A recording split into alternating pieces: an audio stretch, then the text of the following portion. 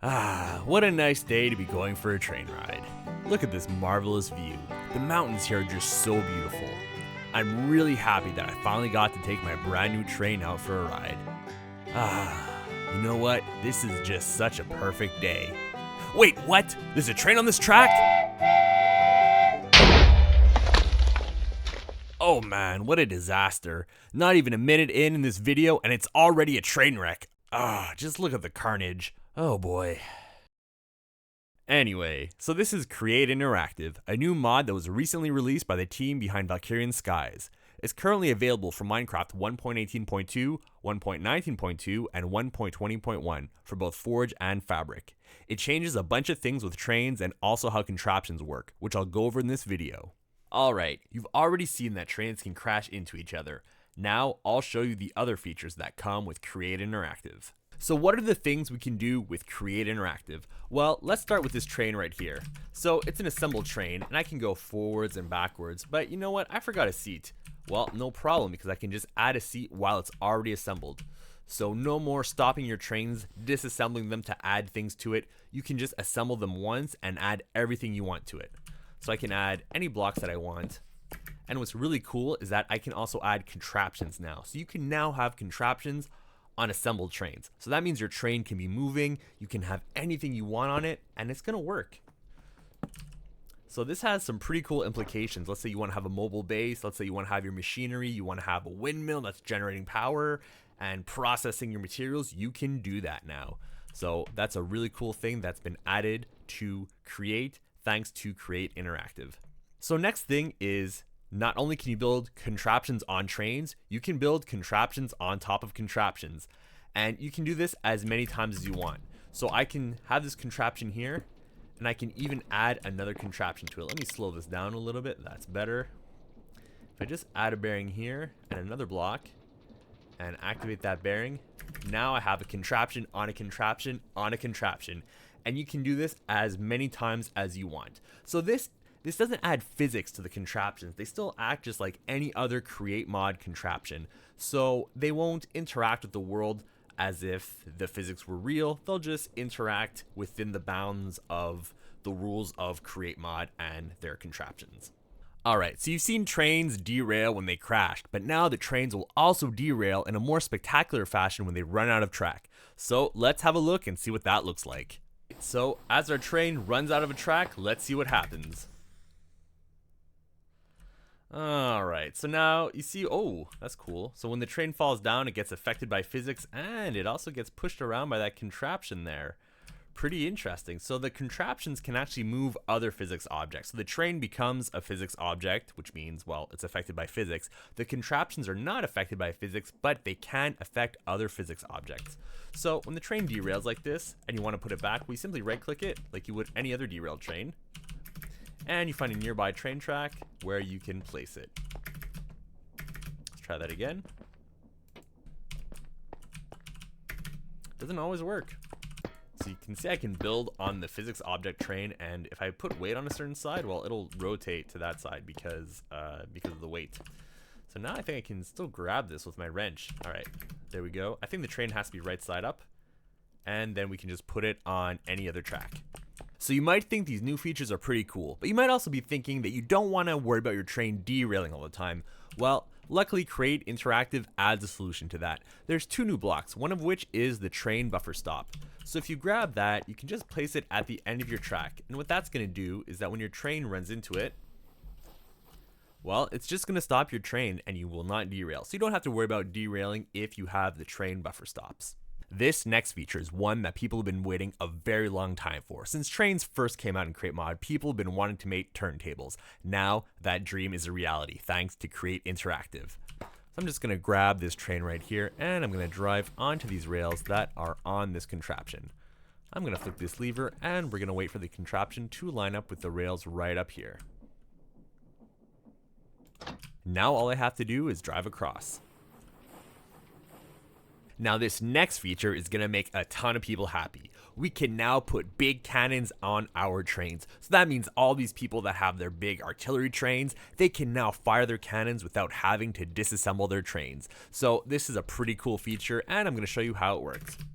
So I have a cannon on my train, and I'm just going to move around with it just to prove to you that it is in fact part of the train and this is not some sort of trickery. Alright, so you see it's part of the train, the cannon is moving. So now let's open the breech, and I'm going to put in a piece of solid shot, I'm going to put in a big cartridge, and I'm going to close it. So now let's just aim our gun this way. And let's aim it up a little bit. So we're aiming for that hill right there. And now, again, the train is moving with the cannon on it, and I will fire. Okay. So that's a new effect, that whole camera shaking with create big cannons. I hadn't seen it before, so this is the first time I'm seeing it. And you can see that it works. It shot this cannonball all the way over here. So that's awesome. There's a lot of cool possibilities that come from this, having cannons on trains. You can also put auto cannons on trains. It doesn't work in this version, which is beta 3, but it did work in some previous versions, and it'll probably be fixed relatively soon. So there you go. Create big cannons on trains. So we saw earlier that Create Interactive adds 2 new blocks. We saw the train buffer stop. We saw that it stops trains from derailing, but there's also the propagator bearing. So I'm going to show you what it does. So if I put the propagator bearing here and I put a block on it and I flick this lever, well, we'll see that it just spins it. So the propagator bearing has the properties of a mechanical bearing, but it also does one other thing. I'm going to turn this off, and to demonstrate, I'm going to put a vertical gearbox here. I'm going to flick this lever, and we can see that the shaft coming out of the vertical gearbox is spinning. So what the propagator bearing does is it propagates the rotation that's put into it into anything with a shaft. So if I put a shaft here, and let's say I put a mechanical bearing, well, when I do this, it'll start to spin. I can also add other propagator bearings on top of a contraption that already has a propagator bearing, and we'll see what happens. So if I put another gearbox here and activate it, well, it'll also spin. Doesn't seem to be spinning. Is that just a display glitch? No. Huh. Well, why is that not spinning? Oh, okay. Wrong type of bearing. That's why. The shafts were not aligned. So let me get a regular bearing. Sorry, a regular gear shift. Gearbox. It's a gearbox, not a gear shift. If I just take the regular gearbox, because the shafts have to be aligned. Let me disassemble this and reassemble. There we go. So the shafts have to line up. It has to be logical. You can't just put them anyway. So now the shaft is spinning properly. And I can do this as many times as I want. So now what happens if I put a propagator bearing directly on top of another propagator bearing? So if I do that and I activate it, can I activate this one? Do I have to go backwards? Oh, yeah, because these ones don't have any power yet. So I thought I could get these propagator bearings to all spin, but it doesn't seem to be working. Like, I can't activate these other bearings. What if I do it from a stationary base? Like, if I just do this. Oh, do I have to glue them together? Wait. Let's take the creative motor. Plug it in here. Alright, that one starts spinning.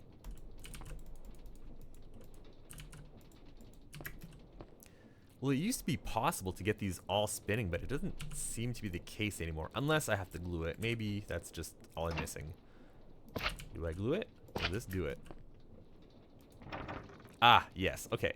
So now, this is a little weird, and I don't really understand what's going on here. So I put a bunch of propagator bearings together, and okay, the second one spins, the next one spins faster, but then the one after that is spinning at the same speed as this one right here. So I don't exactly understand what's going on.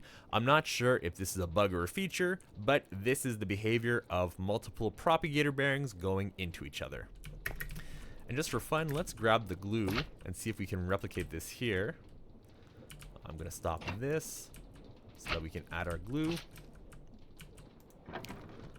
Alright, so we have the same behavior. I swear that when I tried this earlier in the first beta, they were all spinning and each one spun faster than the other. But that behavior either seems to have changed or I'm just doing something different and I don't realize it. So there you go. This is the basics of Create Interactive. I think I covered every feature. Really, the basics are that you can build contraptions on top of contraptions. You have the new propagator bearing. Trains can derail and contraptions work on trains. Thank you for watching.